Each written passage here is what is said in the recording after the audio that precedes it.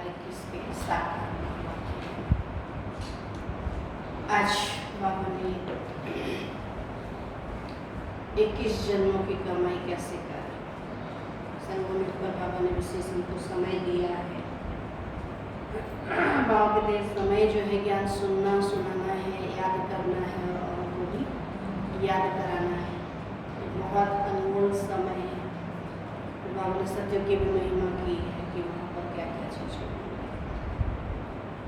तो आज बाबा बोले, मीठे बच्चे पावन बनो तो रूहानी सेवा के लायक बनेंगे। पावन बनो तो रूहानी सेवा के लायक बनेंगे। देही अभिमानी बच्चे रूहानी यात्रा पर रहेंगे। देही अभिमानी बच्चे रूहानी यात्रा पर रहेंगे।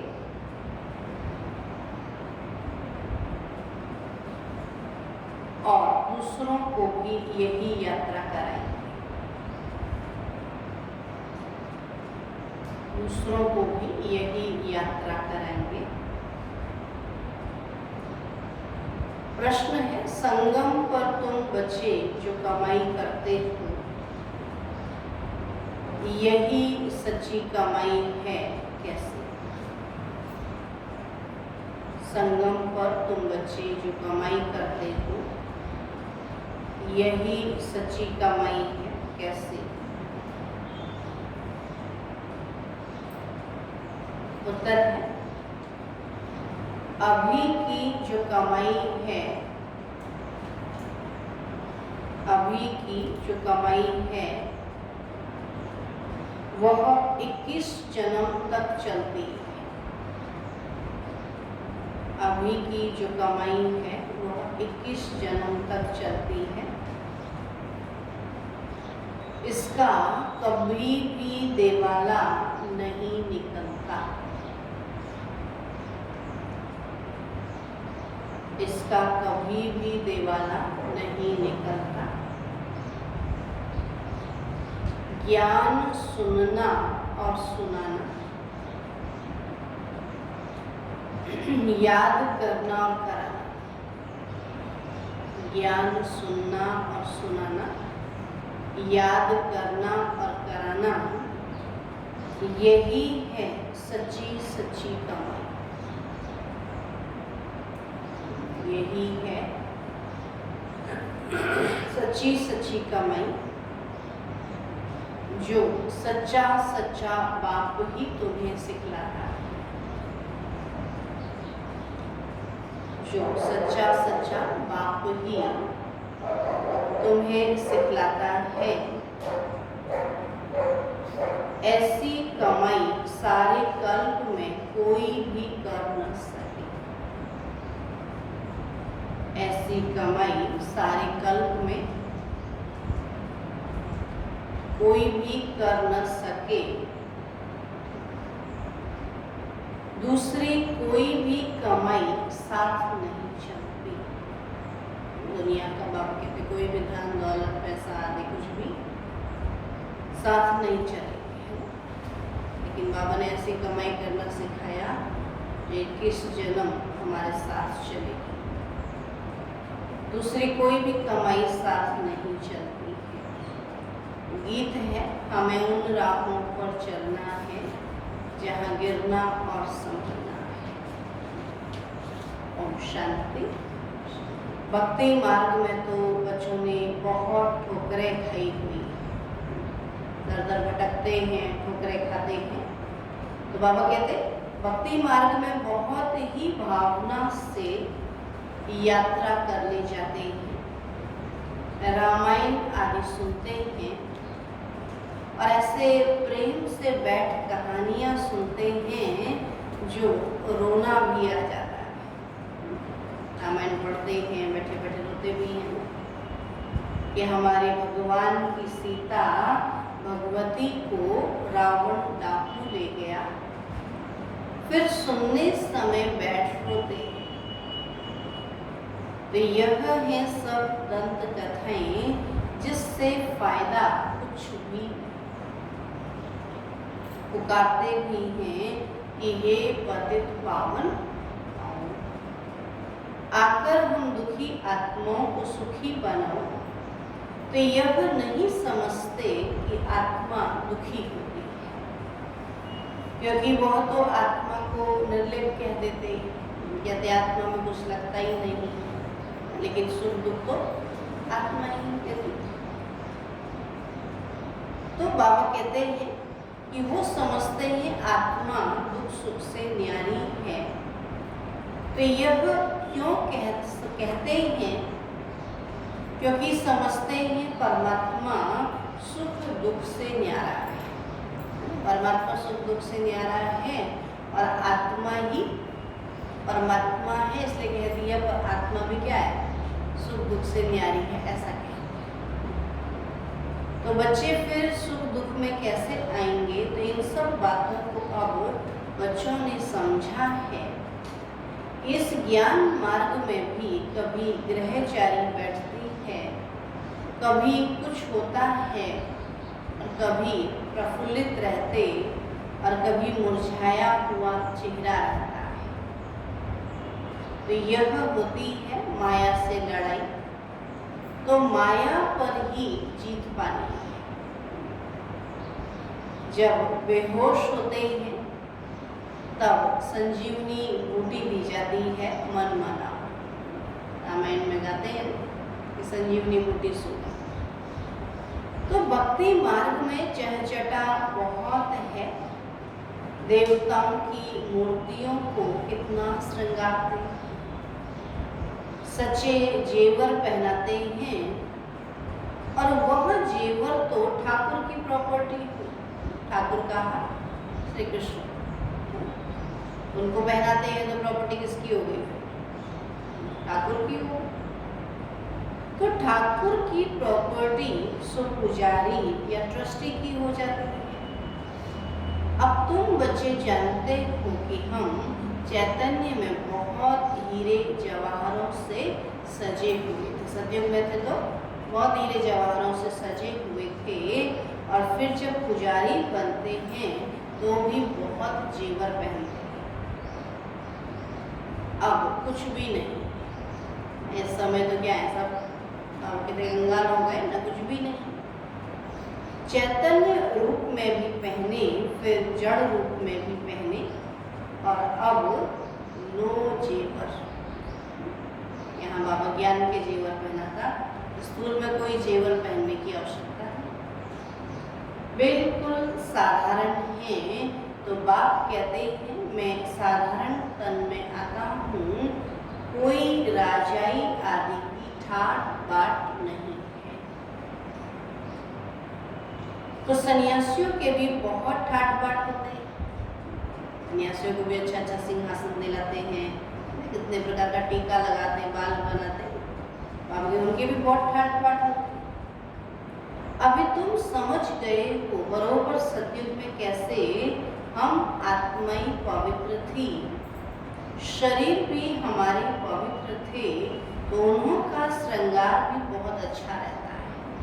आत्मा पवित्र है तो श्रृंगार भी अच्छा। कोई खूबसूरत होते हैं तो उनको श्रृंगार का भी शौक रहता है। तो तुम भी खूबसूरत थे तो बहुत अच्छे अच्छे जेवर पहनते। सतयुग में खूबसूरत है, यहाँ भी जो खूबसूरत होता है तो क्या समझता है कि जेवर पहनूंगा तो और सुंदर लगूंगा। तो बाबा तुम भी खूबसूरत थे तो बहुत अच्छे अच्छे जेवर पहनते थे, हीरों के बड़े हार आदि पहनते थे।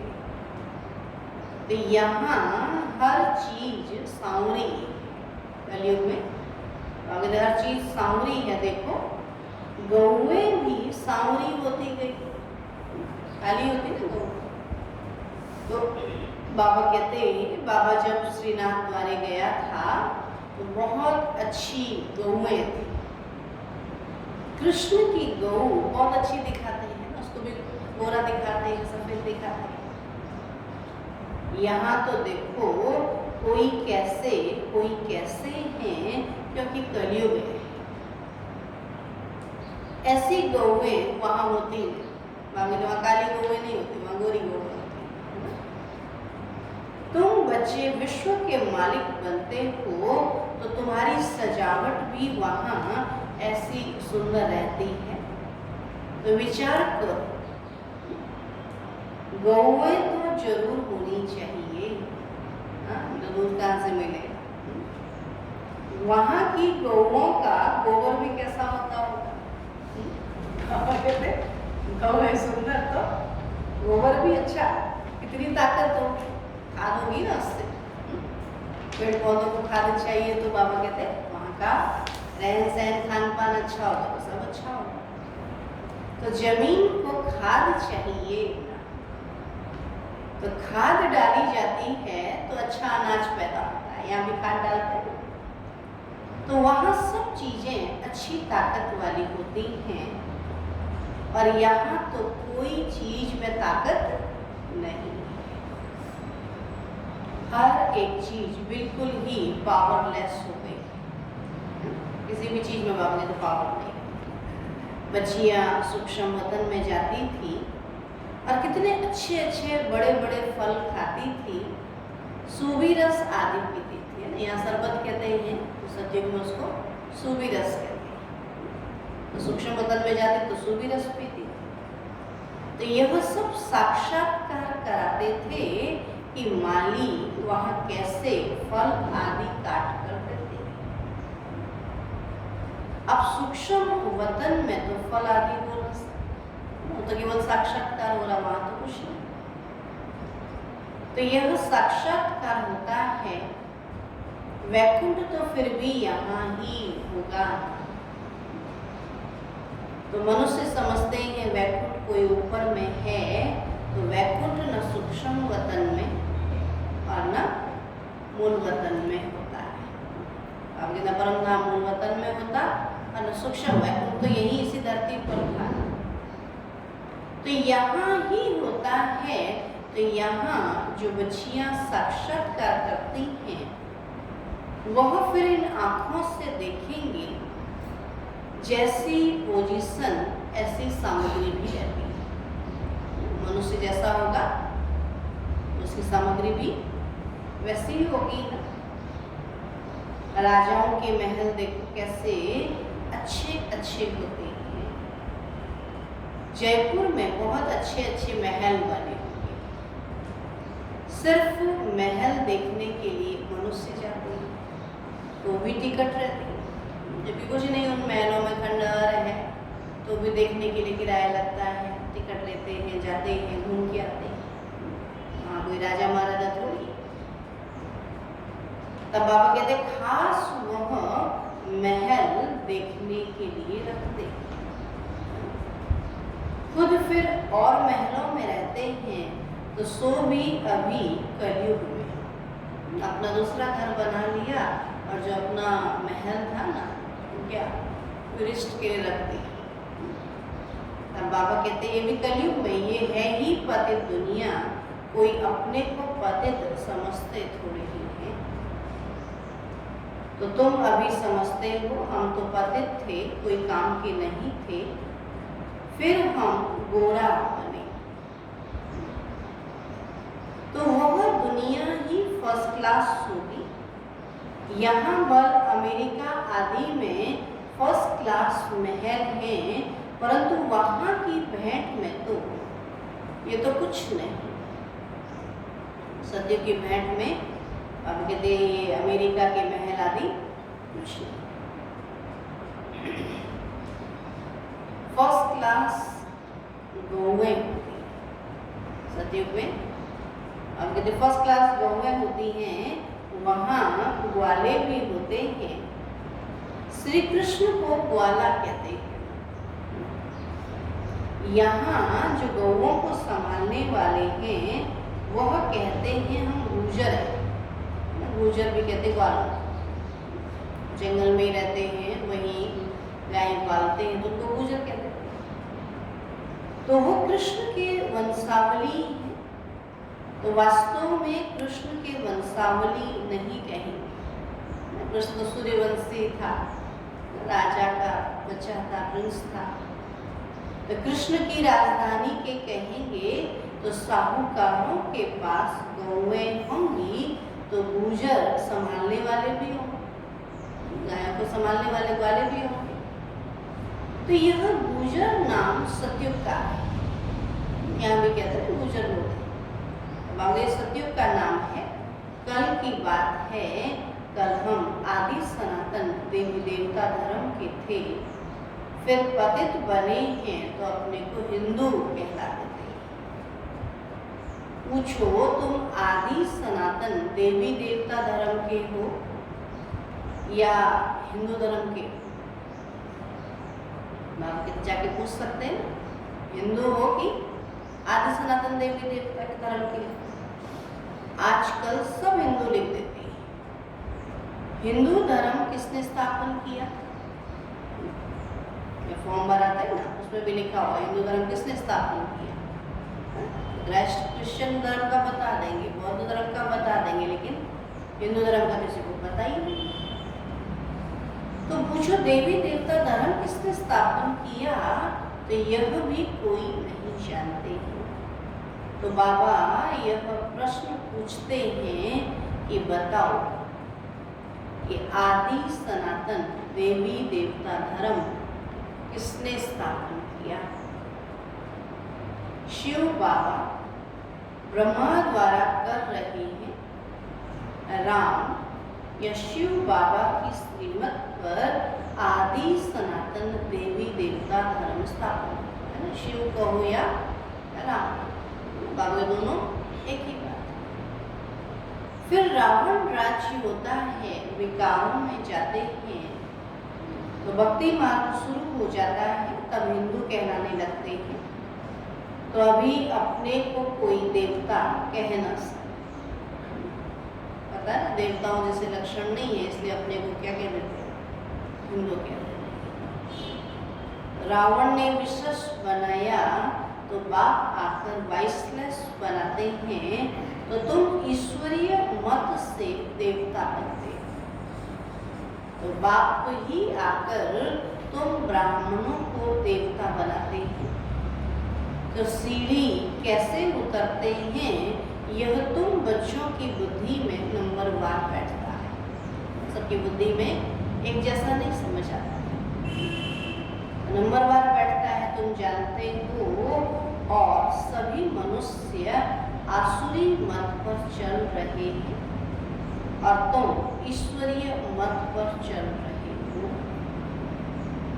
रावण की मत से सीढ़ी उतरते आए हो। 84 जन्मों के बाद फिर पहला नंबर जन्म होगा। कहते हैं 84 अंतिम है, इसके बाद फिर पहला नंबर होगा।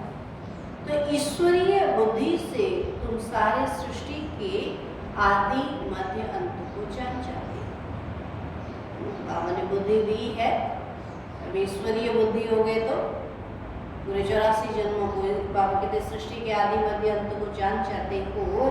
तो यह तुम्हारा जीवन बहुत अमूल्य है। इनकी बहादुरी है, जबकि बाप आकर हमको इतना पावन बनाते हैं और हम रूहानी सेवा के लायक बनते हैं। तो वह है जिस्मानी सोशल वर्कर जो देह अभिमान में रहते हैं। हम कहते शरीरों की सेवा करते हैं और खुद भी क्या करते हैं? अभिमान में रहते, देह अभिमान में। और तुम देही अभिमानी हो, आत्माओं को रूहानी यात्रा पर ले जाते, अपने को भी आत्मा समझते और दूसरों को भी रूहानी यात्रा पर ले जाते। तो बाप समझाते हैं तुम सतो प्रधान थे और अभी तमो प्रधान बने हो। तो सतो प्रधान को पावन और तमो प्रधान को पतित कहा जाता है। तो आत्मा में ही खाद पड़ी, आत्मा को ही सतो प्रधान बनना है। तो जितना याद में रहेंगे उतना पवित्र बनेंगे। अब क्योंकि जितना याद करते रहेंगे तो पवित्र बनते रहेंगे, नहीं तो कम पवित्र बनेंगे तो पापों का बोझा सिर पर रह जाएगा। आत्माएं तो सभी पवित्र होती हैं, फिर हर एक का पाठ अलग है, सबका एक जैसा पाठ हो न सकता। जैसे भी कहते हैं ना 5 उंगलियां भी एक जैसी नहीं होती, तो सब एक जैसे कैसे हो सकते, लेकिन सब क्या चाहते हैं, तो सब मेरे जैसे बने। बाबा कहते सब मेरे जैसे बने और मनुष्य चाहते सब मेरे, लेकिन बाबा कहते सब एक जैसे तो हो ही नहीं सकते। सबका एक जैसा पाठ हो न सके, सबसे ऊंच बाबा का पाठ, फिर ब्रह्मा सरस्वती का कितना पाठ है। जो स्थापना करता है वही पालना भी करता है। अभी ब्रह्मा रूप में स्थापना कर रहे हैं, फिर विष्णु के रूप में पालना करेंगे। तो बड़ा पाठ उनका है, पहले शिव बाबा, फिर है ब्रह्मा सरस्वती जो पुनर्जन्म में आते हैं। अब शंकर तो सिर्फ सूक्ष्म रूप धारण करते हैं, ऐसे नहीं कि शंकर कोई शरीर का लोन लेते, शिव बाबा लोन लेते, अब शंकर कोई लोन नहीं लेते, कृष्ण को तो अपना शरीर है। यहाँ सिर्फ शिव बाबा शरीर का लोन लेते हैं, पतित शरीर, पतित दुनिया में आकर सेवा करते हैं। बाबा कहते हैं मुक्ति, जीवन मुक्ति में ले जाने की सेवा करते हैं। तो पहले मुक्ति में जाना पड़ा, हर को कहा मुक्ति, तो पहले मुक्ति में जाना पड़े तो नॉलेजफुल एक ही बाप पतित पावन है, तो उनको ही कहते हैं शिव बाबा। शंकर को बाबा कहते शोभता नहीं। शिव बाबा अक्षर बहुत मीठा है। शिव के ऊपर कोई अप चढ़ाते हैं, कोई क्या चढ़ाते हैं, कोई दूध भी चढ़ाते हैं। तो बाप बच्चों को अनेक प्रकार की समझानी देते रहते हैं।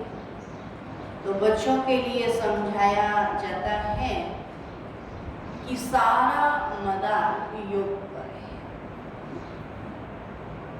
योग से ही विक्रम विनाश होंगे, और योग वाले को ज्ञान की धारणा भी अच्छी होगी। जिनका योग बाबा से लगा होगा तो उनको ज्ञान भी समझ आएगा, ज्ञान की धारणा भी होगी। अपनी धारणा में चलते रहेंगे, क्योंकि फिर सुनाना भी पड़ता है। ज्ञान याद होगा तभी तो सुनाएंगे। तो यह है नई बात, भगवान ने जिन्हों को डायरेक्ट सुनाया उन्होंने ही सुना, फिर तो यह ज्ञान रहता है। अभी बाबा कहते फिर ज्ञान क्या होगा, धीरे धीरे लोप हो जाए। अभी बाप तुमको जो सुनाते हैं वह अभी तुम सुनते हो, धारणा होती है, और फिर तो प्रारब्ध का पाठ बजाना होता है। तो ज्ञान सुनना सुनाना अभी होता है। तो सतयुग में यह पाठ नहीं होगा, वहाँ तो है ही प्रारब्ध का पाठ। तो मनुष्य बैरिस्ट्री पढ़ते हैं, फिर बैरिस्टर बन कमाते हैं। अब यह कितनी बड़ी कमाई है, इनको दुनिया वाले नहीं जानते। तो तुम जानते हो कि सच्चा बाबा हमको सच्ची कमाई करा रहा है, इनका कभी दिवाला निकल न सकती। कमाई ऐसी है बाबा जो कभी फुट नहीं सकती, कभी इसका दिवाला नहीं निकल सकता, खत्म नहीं हो सकती।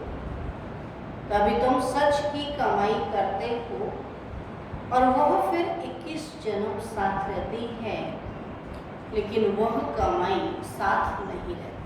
जो स्थूल कमाई है आपके देह साथ नहीं देती, यह साथ देने वाली जो बाबा दे रहे हैं, ये कमाई साथ देने वाली है, तो ऐसी कमाई को साथ देना चाहिए। उस कमाई के लिए हम 24 घंटा निकालते हैं और इस कमाई के लिए 1 घंटा भी मुश्किल निकालते हैं। तो बाबा कहते हैं ऐसी कमाई के लिए भी क्या करना चाहिए? समय निकालना चाहिए। तो यह बातें तुम्हारे सिवाय और कोई की बुद्धि में नहीं है, तुम्हारे में भी घड़ी घड़ी कोई भूल जाती है। बाप और वर्षे को भूलना नहीं चाहिए। बाबा कहते बस बात एक ही है, बाप को याद करो। सारी पढ़ाई का सार बाबा की याद। जिस बाप से 21 जन्म का वर्षा मिलता है, 21 जन्म निरोगी काया रहती है, बुढ़ापे तक अकाले मृत्यु नहीं होती, तो बच्चों को कितनी खुशी होनी चाहिए। आज मनुष्य को चाहिए क्या?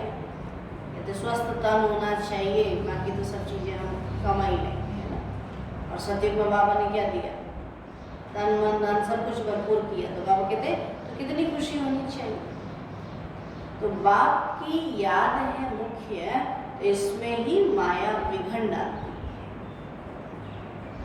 तूफान लाती है, अनेक प्रकार के तूफान आते हैं। तुम कहेंगे बाबा को याद करूं, परंतु कर नहीं सके। कई सारी बातें याद आती रही, तो याद में ही बहुत फेल होती है।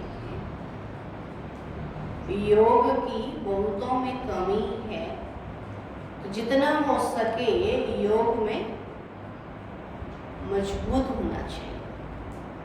बाकी बीज और झाड़ का ज्ञान कोई बड़ी बात नहीं। बाकी तो मुख्य है योग। ज्ञान तो कोई भी सुन ले, कोई भी सुना दे, किसी को भी याद हो जाएगा। बाकी बाबा की याद मुख्य है। बाबा कहते हैं मुझे याद करो, और मुझे याद करने से, मुझे जानने से तुम सब कुछ जान जाएंगे।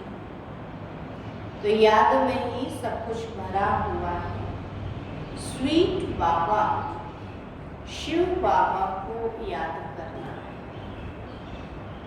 ऊंच ते ऊंच है भगवान, श्रेष्ठ ते श्रेष्ठ वो है। तो स्वीट बाबा, शिव बाबा को याद करना है, तो वो ऊंचे ते ऊंचा वर्षा देते हैं 21 जन्म के लिए, तो सदा सुखी अमर बनाते हैं। बाबा कहते तुम अमरपुरी का मालिक बनते हो, तो ऐसे बाप को बहुत याद करना चाहिए। बाप को याद नहीं करेंगे तो और सब कुछ याद आ जाएगा। बाबा को याद नहीं करेंगे तो दुनिया भर की कितनी सारी बातें याद आ जाए। अच्छा, मीठे मीठे सिकी लधे बच्चों प्रति माता पिता बाप दादा का याद प्यार और गुड मॉर्निंग। रूहानी बाप की रूहानी बच्चों को नमस्ते। हम रूहानी बच्चों की रूहानी बाप दादा को नमस्ते नमस्ते नमस्ते। धारणा के लिए मुख्य सार है, यह ईश्वरीय जीवन बहुत बहुत अमूल्य है। यह ईश्वरीय जीवन बहुत बहुत अमूल्य है। इस जीवन में आत्मा और शरीर दोनों को पावन बनाना है। इस जीवन में आत्मा और शरीर दोनों को पावन बनाना है। रूहानी यात्रा में रहकर दूसरों को यही यात्रा सिखानी है। रूहानी यात्रा में रहकर दूसरों को यही यात्रा सिखानी है। दूसरा पॉइंट है, जितना हो सके सच की कमाई में लग जाना है। जितना हो सके सच की कमाई में लग जाना है। निरोगी बनने के लिए याद में मजबूत होना है। आप कहते बीमारी खत्म करने के लिए याद जरूरी है। निरोगी बनने के लिए याद में मजबूत होना है।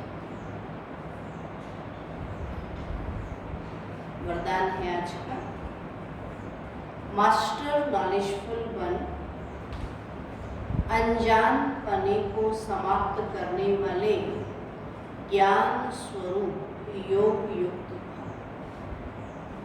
मास्टर नॉलेजफुल बन, अनजान पने को समाप्त करने वाले ज्ञान स्वरूप योग युक्त भव। आप भी सारी नॉलेज जान ले, किसी बात में अनजान नहीं रहे। तो मास्टर नॉलेजफुल बनने वालों में किसी भी प्रकार का अनजानपन नहीं रहता। वह ऐसा कहकर अपने को छुड़ा नहीं सकते कि इस बात का हमें पता ही नहीं था। ज्ञान स्वरूप बच्चों में कोई भी बात का अज्ञान नहीं रह सकता, और जो योग युक्त हैं उन्हें अनुभव होता जैसे कि पहले से सब कुछ जानते हैं।